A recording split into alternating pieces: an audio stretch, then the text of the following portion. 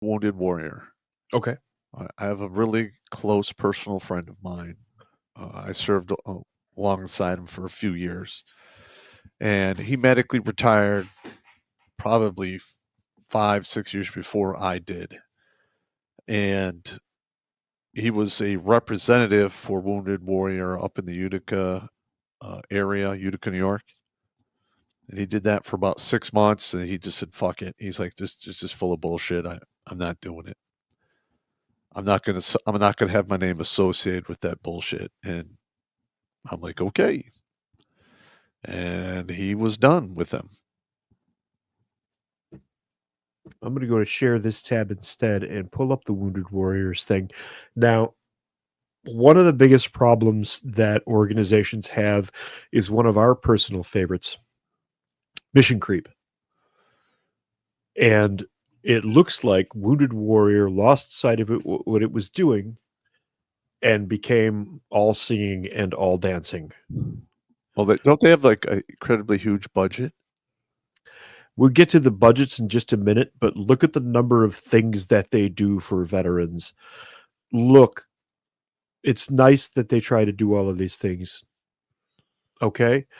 But if you're going to do stuff like this, particularly with people who are at risk of self ejection, you might want to focus a little more and not be all over the map here.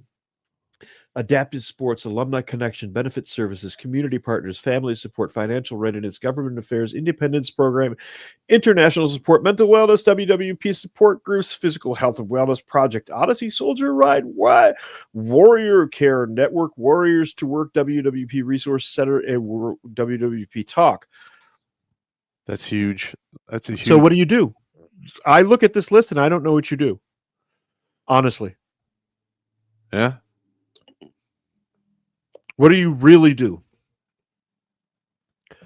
And again, we're not bagging on these organizations.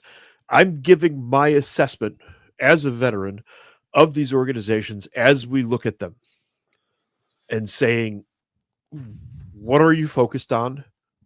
How many people are you helping? What are you using to do that? What kind of a budget? We're going to get to budgets in just a minute. Some of the budgets are going to blow your fucking mind. Yeah, I know. It's insane. And how effective are you? Now, one of the basic metrics of how effective you are is, look, if you're dealing specifically with veteran self-ejection, maybe you should have a ballpark number of how many guys you've helped. Yeah, okay. Well, I mean, if they have a long list of stuff there, they can always give metrics like how many homes did you modify for wounded veterans? Yep. How many houses did you build for wounded veterans? Mm-hmm. How many jobs have you got these guys? Stuff like that. Yep. You never see that. You're just throwing money. How many beneficial outcomes did you have from calls? Yeah. Because in our experience, we've been doing this for a minute, almost 16 years now. In our experience, if we help a guy out, even if we don't know we're helping somebody, we almost always get a call or an email of some kind. We have a good idea of roughly how many guys we've helped out over the years. Now, just on that, we know the 561 number, the registered members of the regiment, if you will. But we also know that we've helped somewhere close to 12,000 guys out at one point or another in one form or another. If we went back through just the emails, hey, thanks, guys, you helped steer me toward the right thing, or you helped steer me away from this. Keep me sane in insane time. Keeping me sane in an insane time, that kind of thing. Our number is somewhere around 12,000. It seems like a lot, but just based on what we've seen over the years, that's about where we're at. It's over 16 years worth of time, though. Yep. And that's just off the top of my head, knowing how we've been operating. These guys can't give one of those metrics. Or the guys that are in danger, the information that I got from St. Louis. Why doesn't anybody done that? Why doesn't the VA have that? The VA should have that out there. If you've got that information out there, well, now you've got a target base to go for. I know I need to be paying special attention to these junior enlisted and junior NCOs. Yep. I know where I need to be. I don't need to waste my time with the colonels and the warrant officers.